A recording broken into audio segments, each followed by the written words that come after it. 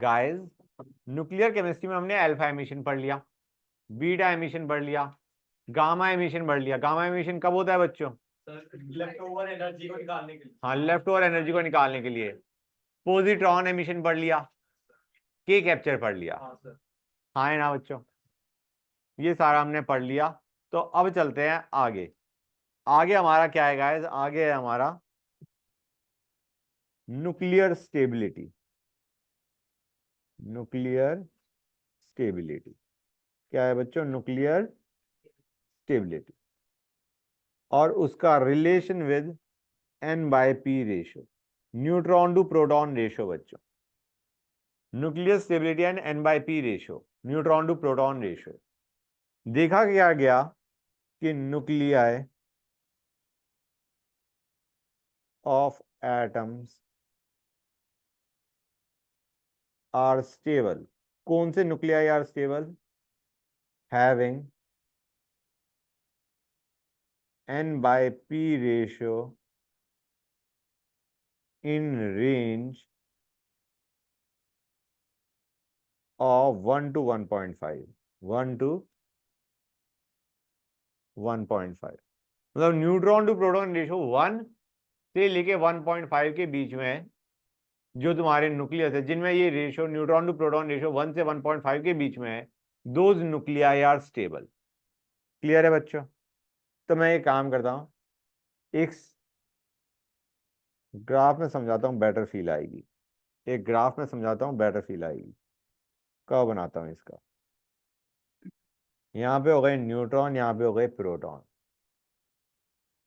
ये हो गया N/P इक्वल टू 1।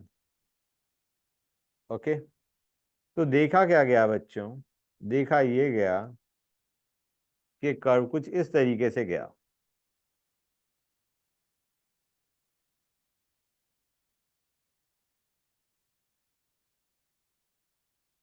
इस तरीके से जा रहा कि जो हमारे लाइटर न्यूक्लियाई हैं, मतलब जिसमें एटॉमिक नंबर कम है, उनके लिए N/P रेशियो 1 इज स्टेबल। ठीक है ना गाइस? N/P रेशियो लगभग 1 के बराबर ही स्टेबल। और जैसे जैसे तुम हैवियर न्यूक्लियाई की तरफ जाने शुरू हुए, जो N/P रेशियो है दैट बिकेम ग्रेटर देन 1, से 1 से लेके 1.5 के बीच में। मतलब तुम्हारे यहाँ पे न्यूट्रॉन ज्यादा चाहिए, प्रोटॉन थोड़े कम चाहिए फॉर स्टेबिलिटी। क्लियर है गाइस? इस देखा गया, इट वॉज ऑब्जर्व कि हाँ, ये रेंज है, ये रेंज है। इस रेंज में तुम्हारे जो न्यूक्लियस लाई कर रहे हैं दे आर स्टेबल। ठीक है ना बेटा? इस रेंज में जो न्यूक्लियस लाई कर रहे हैं दे आर स्टेबल। एक काम करता हूं, मैं वैसे ही उड़ा देता हूं। ये एक रेंज होगी। इस रेंज में तुम्हारी जितने भी न्यूक्लियाई लाई कर रहे हैं, जिनकी N/P रेशियो इनके बीच में लाई कर रही है, दे आर स्टेबल। इसे स्टेबिलिटी बेल्ट बोलते हैं। Stability belt. ओके, हैवियर के लिए ना, नहीं नहीं, पूरे के लिए, मतलब ये रेंज जो रेड का लोअर और अपर लिमिट है, मतलब यहाँ पे जो रेंज है इन रेड के दो में जो बीच में न्यूक्लियाई लाई कर रहे हैं दे आर स्टेबल।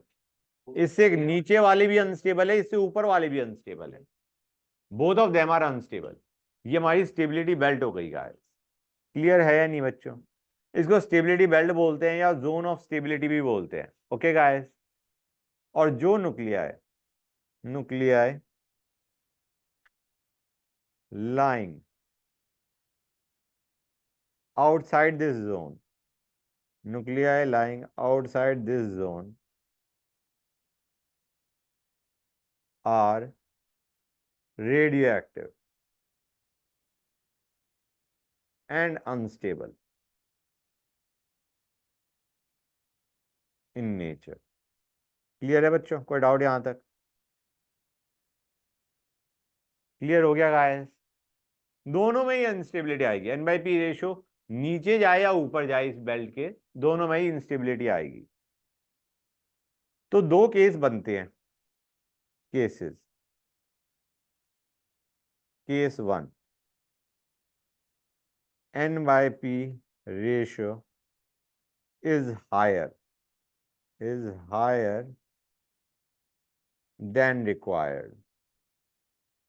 मतलब हम किसकी बात कर रहे हैं बच्चों, जो ऊपर लाए कर रहा है, स्टेबिलिटी बेल्ट के ऊपर जो लाए कर रहे हैं।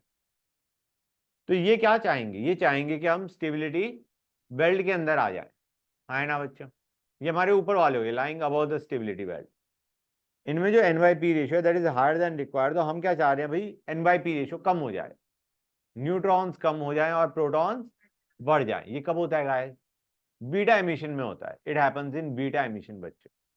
बीटा एमिशन में क्या होता है, neutron goes to proton and electron. याद आ रहा है, नहीं याद आ रहा है बच्चों, that is what happens in beta emission. Electron मतलब बीटा पार्टिकल, इसमें neutron is getting converted to proton guys, और बीटा पार्टिकल निकल गया बाहर, हाँ है ना।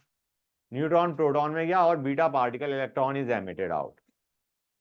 ओके बच्चों, क्लियर हो गया हर एक बच्चों, क्लियर है ये चीज गाइस, बोलो। Okay nice, just a second guys, just give me one second. हाँ, तो ये है हमारा, इससे हमारी जो NYP रेशियो न्यू है वो क्या हो जाएगी, न्यू रेशियो। जब तुम्हारा बीटा पार्टिकल एमिट हुआ तो तुम्हारे पास न्यूट्रॉन्स हो गए N-1 और प्रोटॉन्स हो गए जितने भी थे पहले, अब उसमें एक ऐड हो गया। क्लियर है गाइस, ये P की जगह हम Z भी लिख सकते हैं। ओके, P की जगह हम Z भी लिख सकते हैं, हाँ है ना।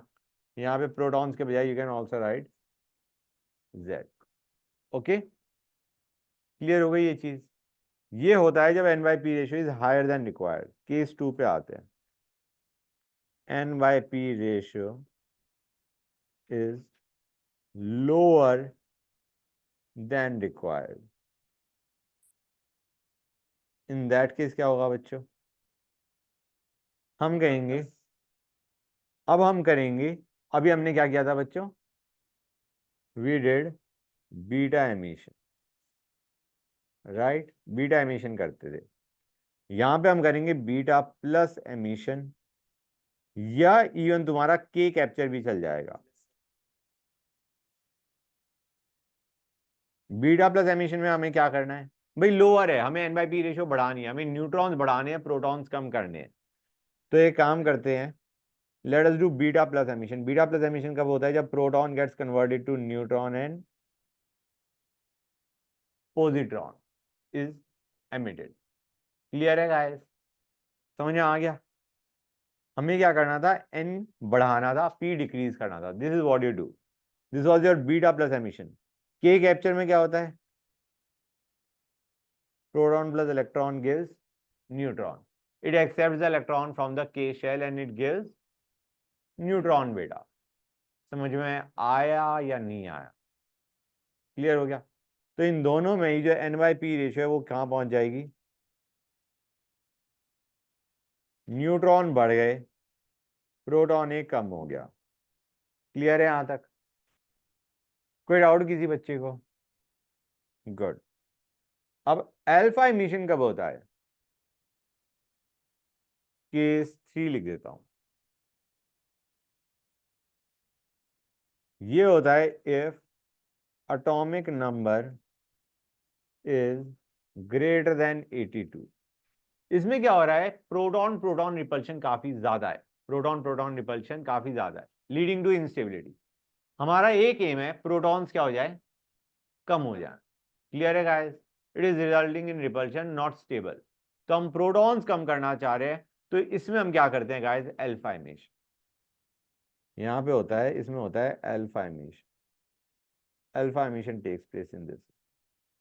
अल्फा इमिशन से तुम्हारा क्या होगा, न्यू रेशियो क्या हो जाएगी, न्यूट्रॉन्स भी डिक्रीज हुए, प्रोटॉन्स भी डिक्रीज हुए, कितने से, दो दो, दोनों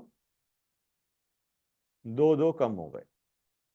क्लियर है गाइस, तो यहां पे इसको बेल्ट के हिसाब से मत सोचो, रिपल्शन के हिसाब से सोचो। हम प्रोटॉन्स कम करना चाह रहे हैं कि proton proton repulsion was leading to instability.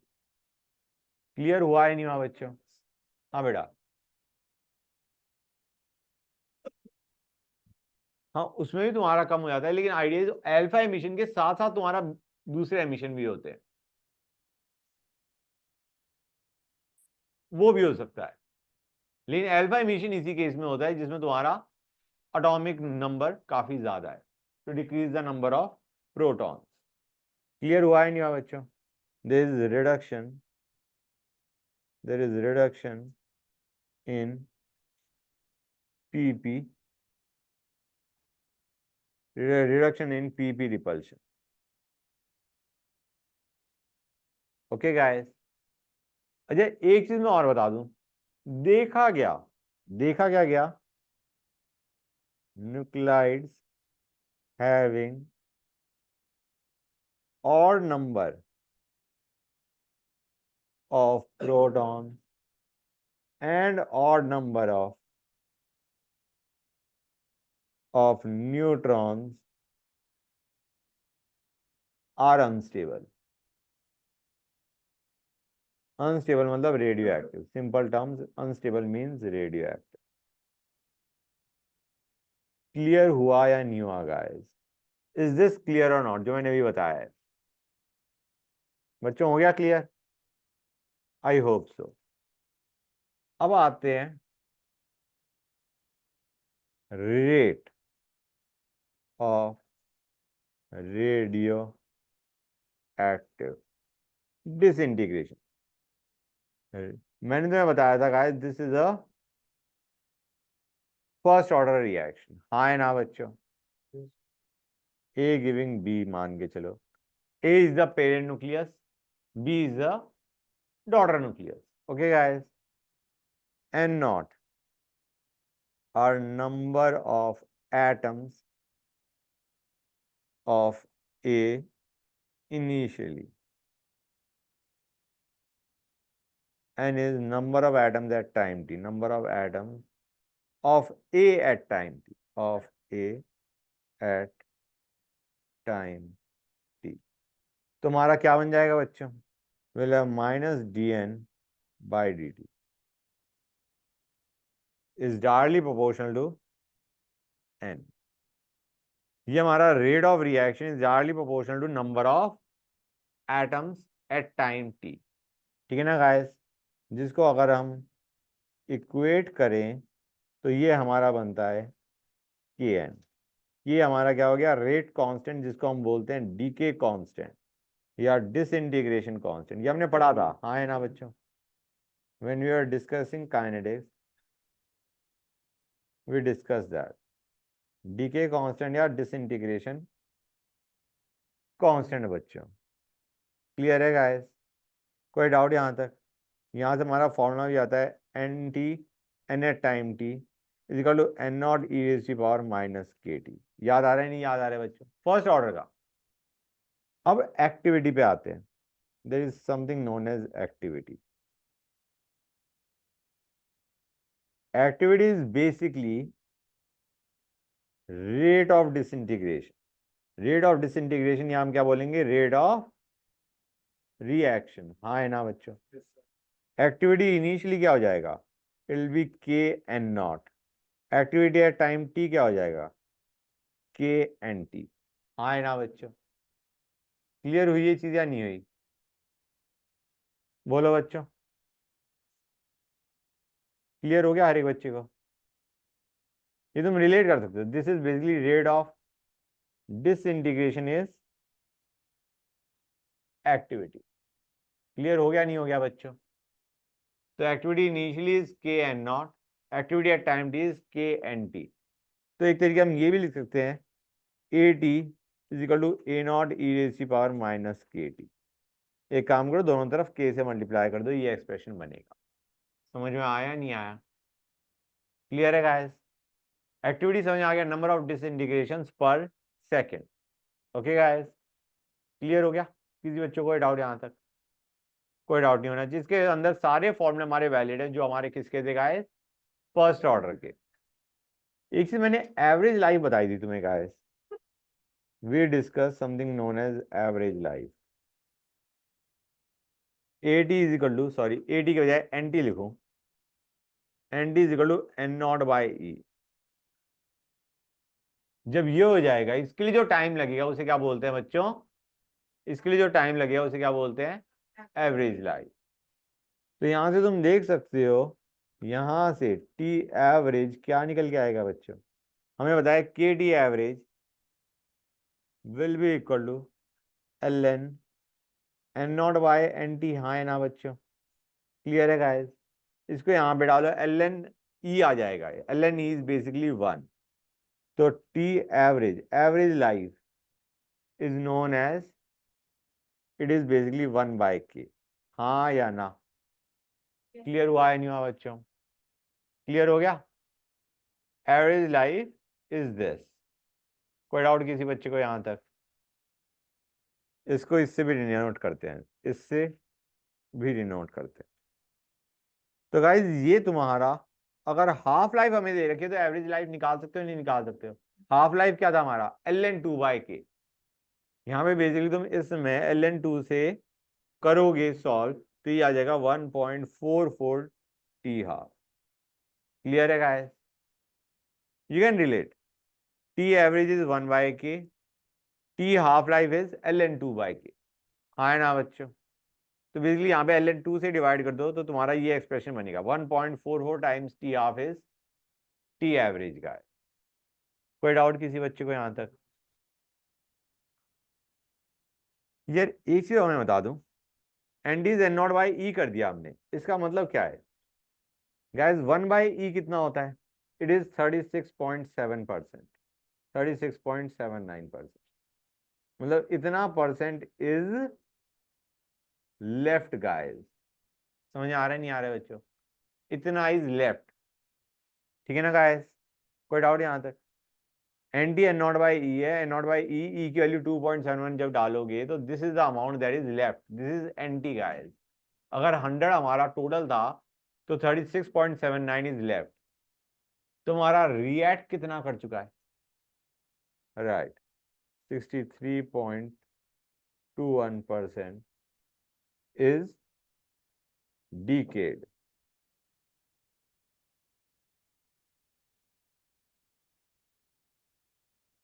समझ में आया या नहीं आया बच्चों? मतलब इतना हमारा क्या हो चुका है, इतना हमारा प्रॉड बन चुका है। Clear guys? इतना हमारा डीके कर चुका है। फाइन। किसी बच्चे को कोई डाउट यहां तक? नाइस। अब मैंने बताया था तुम्हें पैरेलल रिएक्शंस, याद है बच्चों? पैरेलल रिएक्शंस क्या हो गई? एक न्यूक्लियस ये दे रहा है और साइमल्टेनियसली ये दे रहा है, ए गिविंग बी, ए गिविंग सी। इसके लिए रेट कांस्टेंट या डीके कांस्टेंट K1 है, इसके लिए रेट कांस्टेंट या डीके कांस्टेंट K2 है। तो K नेट क्या होता था बच्चों? क्या होता था गाइस? K1 plus K2। और concentration of B by concentration of C क्या होता था बच्चों? K1 बाय K2 के बराबर at time T. You must be remembering that guys, करवाया था मैंने। अगर कोई पूछता है फ्रैक्शनल यील्ड ऑफ बी क्या होगा, कि अगर टोटल 1 बन रहा है प्लॉट तो उसमें यील्ड ऑफ बी कितना है? इट विल बी, हमें बताइए बी और C are the plots form, right? And they are in the ratio K1:K2। तो fractional yield of B is K1 by K1 plus K2। And similarly fractional yield of C will be what guys? Of C will be K2 by K1 plus K2. This is fractional yield of B and C. Clear हो गया यहां तक बच्चों? कोई doubt? अब आते हैं sequential reaction. ये बस वही चीजें हैं जो मैंने तुम्हें पहले पढ़ा दी हैं गाइस। यहाँ पे हमारा A is decaying to give B and B is decaying further to give C। इसका रेट कांस्टेंट K1, इसका रेट कांस्टेंट K2। इनिशियली तुम्हारी B की अमाउंट बढ़ती जाएगी, फिर एक पॉइंट आएगा जब बी इज मैक्सिमम, उसके बाद बी की अमाउंट कम होती जाएगी, कि सेकंड रिएक्शन का रेट बढ़ता जाएगा, फॉरवर्ड पहले वाली रिएक्शन का रेट कम होता जाएगा। उस पॉइंट के बाद तुम्हारा बी की value will start decreasing. B हमारा मैक्सिमम कब होगा, किस टाइम पे होगा बच्चों? B maximum when T is equal to 1/K2 minus K1 ln K2 by K1। हाँ या ना बच्चों? Very nice. In a way, we are done with nuclear chemistry. We'll discuss some questions as well. We'll discuss some questions, then we'll say the chapter is over. तुम realise करोगे इसके question वही, उसके question वही हैं जो तुमने करे हुए हैं. सुनते जाओ. And I want you guys to do it. हमें दे रखा है, हमने गाइस आवाज नहीं, हमने एक्टिविटी मेजर करी रेडियो एक्टिव सैंपल की at certain instant हमारे पास क्या था, count rate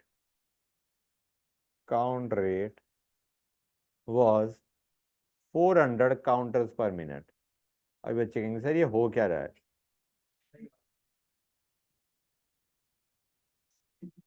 5 minutes later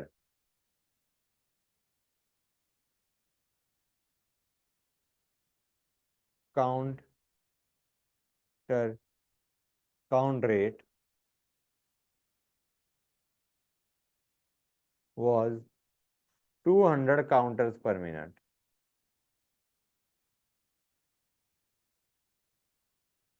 Calculate decay constant. क्या निकालना है, लैम्डा निकालना है या के निकालना है, एंड हाफ लाइफ. गाइस ये जो हमें दे रखा है काउंटर्स पर minute, that is a kind of activity that you are given. Activity at time T was 400, 5 minute बाद एक्टिविटी कितनी हो गई 200.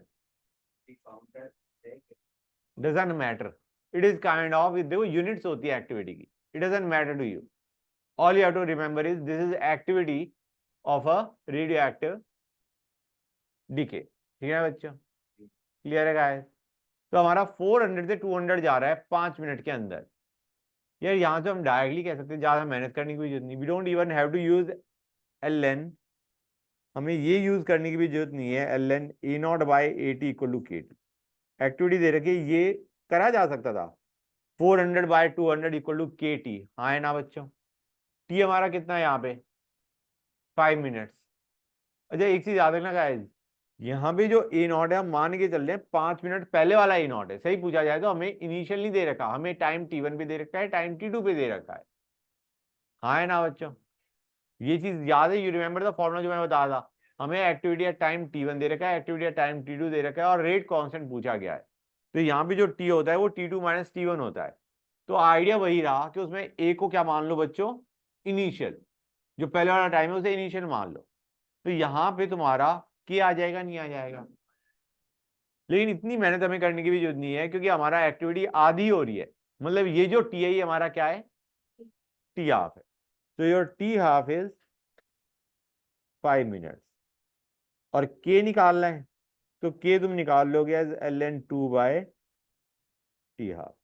And this is relatively easier rather than यहां से पहले के निकालना और फिर टी हाफ निकालना. समझ आया नहीं आएगा है? किसी बच्चों को डाउट यहाँ सर? अब बता दिया ना बेटा, अब तुम सही सब सही समझोगे, टेंशन ना लो. डिसइंटीग्रेशन पर सेकंड अभी देखेंगे question. Okay don't worry about it. हमें दे रखा है half life is 2x years. Half life कितनी है 2x ईयर्स है. व्हाट फ्रैक्शन विल रिमेन अनडिकेड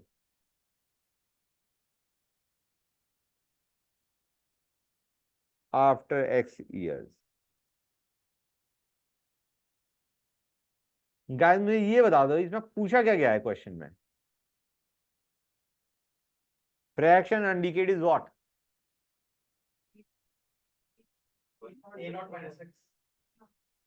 सारी बच्चों ने ना मतलब गजब काम करें. एक तो एक्टिविटी बनवानो, fraction, what fraction of sample. हाँ ए के बजाय rather than A using the term A is for activity है यहाँ पे. तो let us use N T N N nought. तो हमें क्या चाहिए, हमें चाहिए N T by N nought की वैल्यू चाहिए.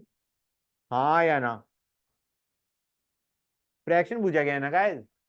We are asked N T by, हाँ हाँ सही है फिर, क्लियर है गाइस। तो एडी बाय ए नॉट, या हम कहेंगे NT by naught, A is for activity now, तो इसलिए तो हम कर देंगे या नहीं कर देंगे गाइस।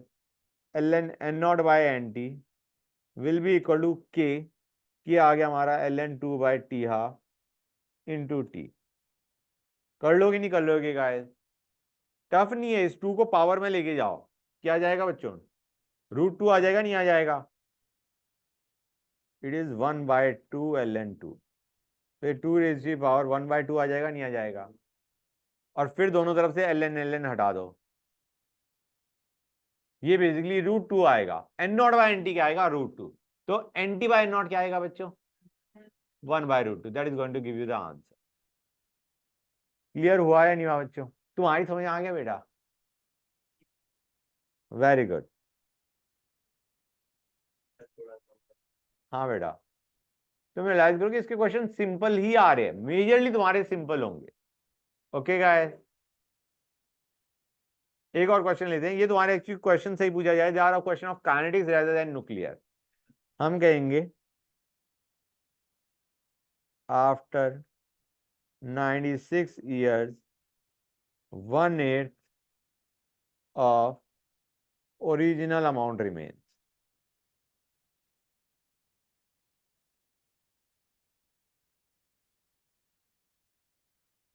Find T half। बताओ बच्चों,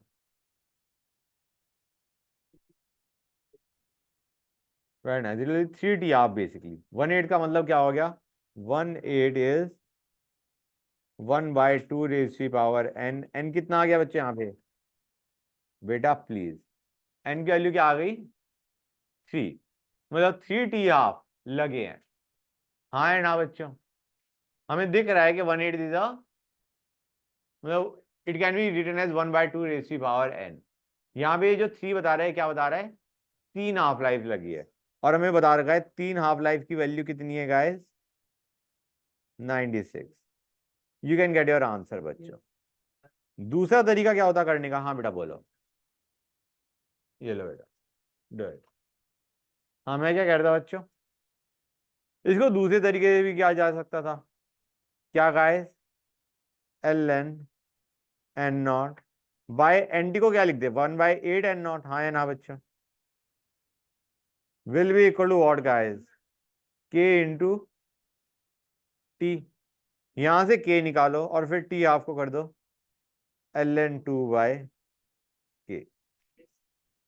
समझ में आया नहीं आया बच्चों, स्लाइडली लेंदी है।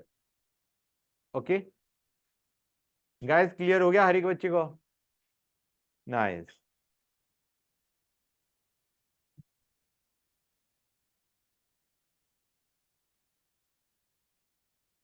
टी हाफ हमें दे रखा है 5 days, after 20 days isotope left is 3 gram। Find initial amount। Half life 5 दिन दे रखा है, 20 दिन बाद isotope left is 3 gram, what is the initial amount, nice. ध्यान से देखो बच्चों, 80/A0, A0 की बजाय हम क्या करते हैं, A0 ही लिख देता हूं मैं, यहाँ पे हमारा 80/A0 is equal to 1/2 raise की पावर n, हाँ है ना बच्चों, और n कितना है, कितनी हाफ लाइफ लगा चुके हैं हम, 4 गाइस। क्लियर हुआ है नहीं हुआ, ये हमने ग्राम में लिया था, तो हमारी इनिशियल अमाउंट भी किस में आ रही है गाइस, ग्राम में, this is coming out in gram, जो भी वैल्यू आएगी, कितनी आई थी बेटा, 48 ग्राम। दूसरा भी कर ही सकते थे तुम, हाँ है ना बच्चों, ln A0/80 is equal to K, which is ln 2/t half into T. Clear हुआ है नहीं हुआ बच्चों? You will get the same answer, no need to solve again. हुआ या नहीं हुआ बच्चों? हो जाएगा, मतलब मेरे को नहीं लगता इसमें कोई दिक्कत आएगी। एक क्वेश्चन और करते हैं, एक दो और करेंगे। रेडियम का atomic weight is 226 gram, T half is 1600 years. Number of disintegrations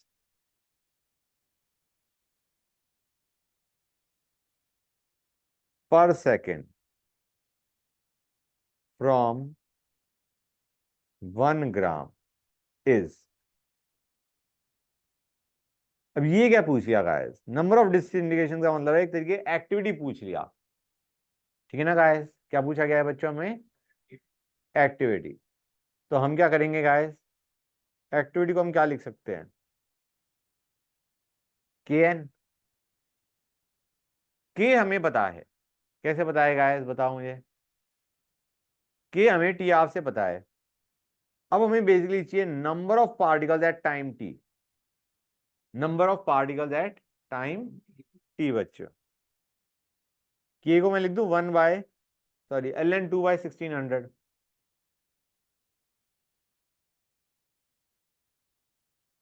हाँ है ना? और नंबर ऑफ पार्टिकल्स कितने होंगे? 1 ग्राम में नंबर ऑफ पार्टिकल्स कितने होंगे रेडियम के? 1 ग्राम रेडियम में नंबर ऑफ पार्टिकल्स कितने होंगे? Very nice. ये हमारे गए मोल्स ऑफ रेडियम, ये आ गए number of atoms of radium at that time. समझ में आया या नहीं आया ये बताओ मुझे गाइस, बोलो बच्चों, बताओ समझ में आया नहीं आया? Yes sir. आ गया? That's nice, that is your answer बच्चों। क्लियर हो गया हर एक बच्चे को? Okay fine. पैटर्न समझ गए ना? Activity at time D is K into number of particles. एक क्वेश्चन और दो बच्चों तुम्हें, let me give you another question guys. हाँ क्या कह रहे हो? पेशेंस। ओके स्टार्ट करते हैं एक और क्वेश्चन। बच्चों आवाज ना करो प्लीज। हमें कहा गया है ए जेड एम दे रहा है B Z-4 M-8 plus 2 He24। Find volume of helium gas collected at STP after 20 days। हमें दिया क्या क्या हुआ है? T half is 10 days and initial amount of A is 1 mole। करो गाइस, कैसे करोगे?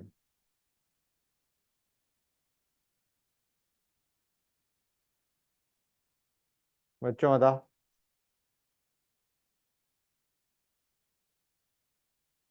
गाइस AT या AT बाई A0 ही लिखता हूँ। A0 हमें 1 दे रखा है, will be equal to 1 by 2 raise की पावर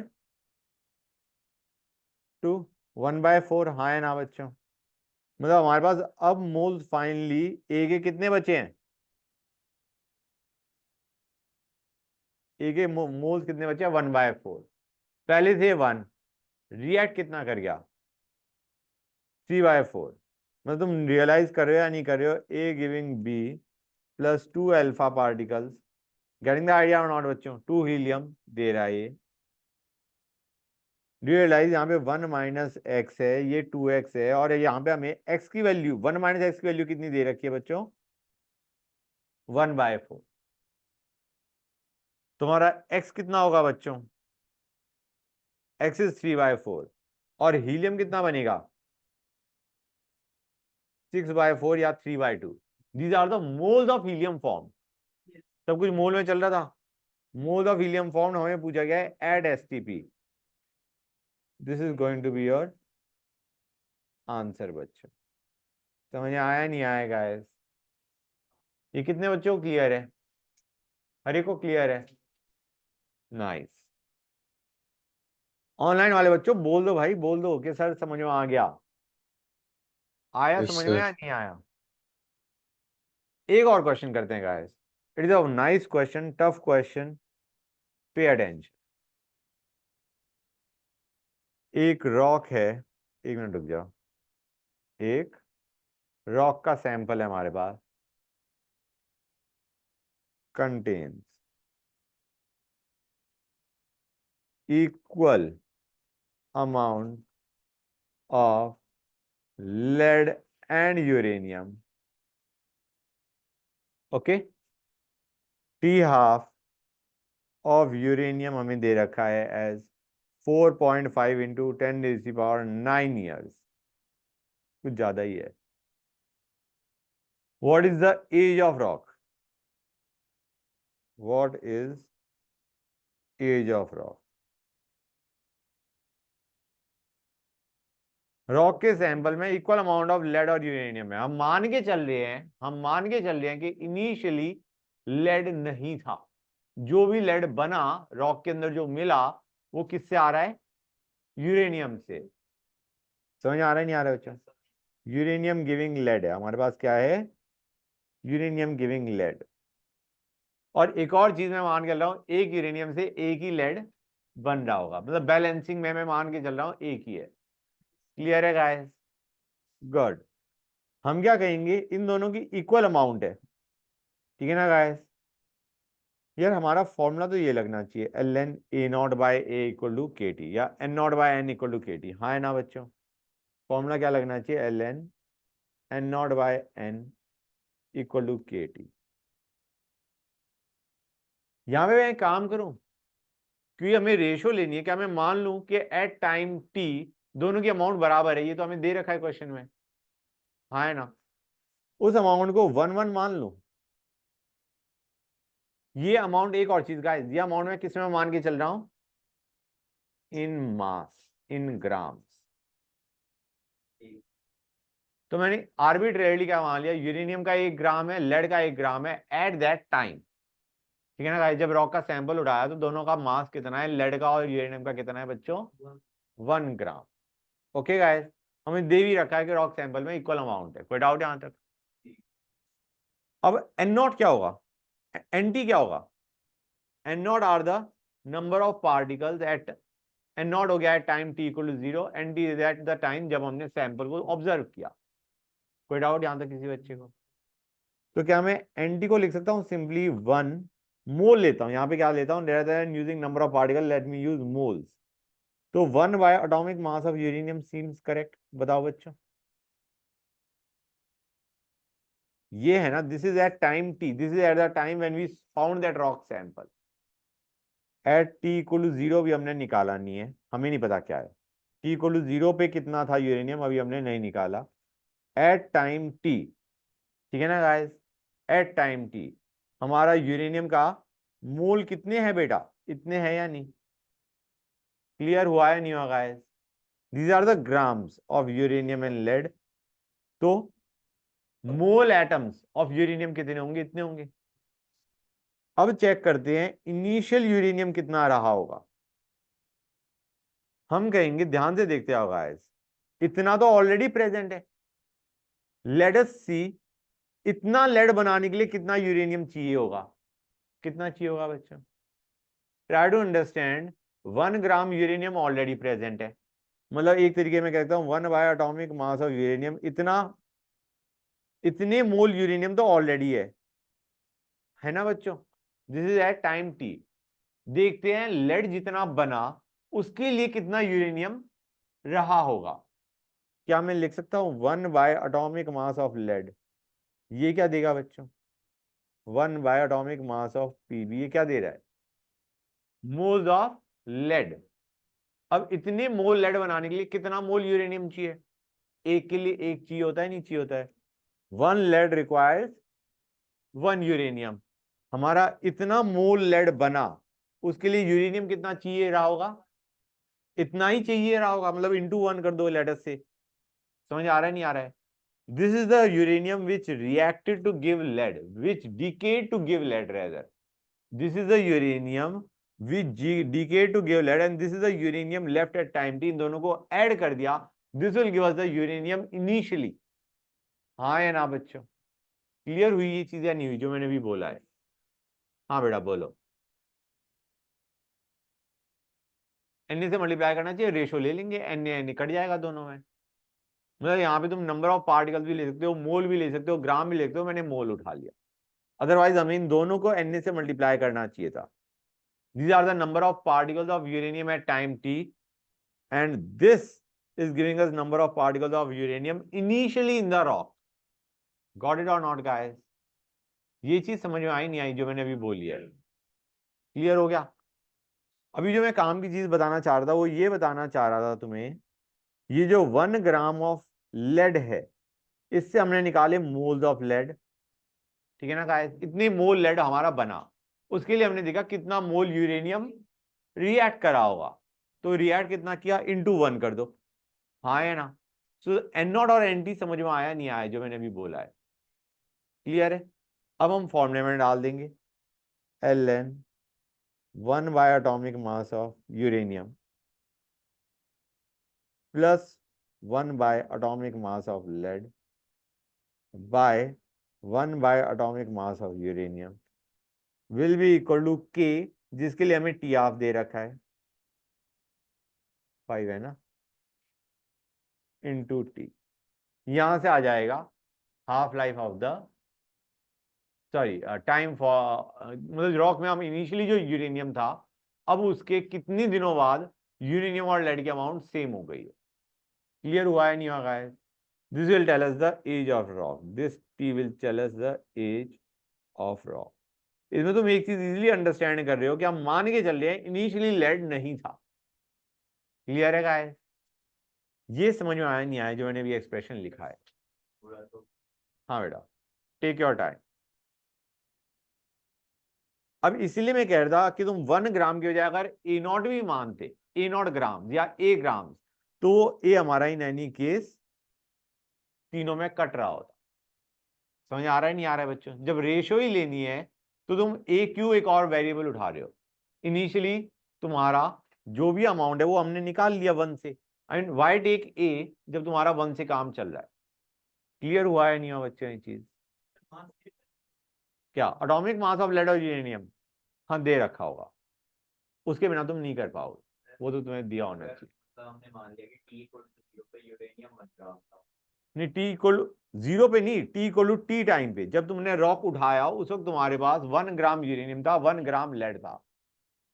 तो तुम्हें यूरेनियम की अमाउंट तो एट टाइम टी दे ही रखी है 1 ग्राम, मतलब 1 ग्राम दे रखा है। हाँ है ना? अब हमें यूरेनियम की अमाउंट चाहिए इनिशियली। क्लियर है या नहीं? तो यूरेनियम की अमाउंट इनिशियली कैसे निकाली है मैंने? मैंने देखा 1 ग्राम लेड बनाने के लिए कितना ग्राम या कितना मोल यूरेनियम चाहिए था। मैं काम करता हूँ, सकते हैं कि अगर मतलब पहले t इक्वल टू 0 का 1 मान लिया, फिर 1 माइनस x और x करके दोनों को इक्वेट करके फिर टाइम t पे हम निकाल ली वैल्यू, हाँ वो उसके बाद फिर सेम फॉर्मूला लगा दिया। थोड़ा लेंदी बनेगा, एक्सप्रेशन बनाने में थोड़ी दिक्कत आएगी तुम्हें, और तो क्या है, कर सकते हो उस तरीके से, लेकिन वो तुम्हें थोड़ा सा टफ लगेगा। क्लियर है? मतलब इसको यहाँ पे अभी मैंने क्या किया था, एन नॉट और एन टी की जगह क्या लिया था, मोल्स। हाँ है ना? इसको तुम ऐसे भी सोच सकते थे, 1 ग्राम यूरेनियम है, 1 ग्राम लेड है ना बच्चों? N naught by N T की जगह हम grams of uranium initially by grams of uranium at time T ले सकते हैं, नहीं ले सकते? तो हम कहेंगे grams of uranium at time T कितना है, 1 ग्राम। हाँ है ना? और ग्राम्स ऑफ यूरेनियम ये है एट टाइम टी, और ये है इनिशियली। इनिशियली कितना होगा? हम कहेंगे 1 ग्राम तो ऑलरेडी प्रेजेंट है, और लेड का 1 ग्राम बनाने के लिए कितना ग्राम यूरेनियम चाहिए बच्चों? हम कहेंगे नहीं, 1 by atomic mass of lead. ये क्या देगा बच्चों? Moles of lead. उसके लिए हमारा उतना ही मोल यूरेनियम चाहिए। मास ऑफ यूरेनियम कितना चाहिएगा? ये मोल्स ऑफ लेड है, ट्राई टू अंडरस्टैंड, ये मोल्स ऑफ लेड है, इतना ही मोल यूरेनियम लगा, राइट? मास ऑफ यूरेनियम कितना लगा? Into atomic mass of uranium. अब तुम इन दोनों की रेशियो ले लो, this by this is equal to K T. समझ आया नहीं आया? रेदर देन यूजिंग मोल्स, मैंने अब क्या यूज कर लिया? Mass initially by mass at time T, mass of uranium initially by mass at time T. Clear हुआ या नहीं हुआ बच्चों? रेदर देन यूजिंग मोल्स हम क्या यूज कर रहे हैं अब? Gram. Grams at time T of uranium is 1 gram. Grams of uranium initially must have been this. Value तुम्हारी वही आएगी जो मैंने ऊपर लिखी है। समझ में आया नहीं आया? कितने बच्चों को ये चीज बिल्कुल क्लियर हो गई है? क्लियर हो गया? Well that is nice, we are done with nuclear chemistry बच्चों, दैट्स ऑल। आवाज नहीं।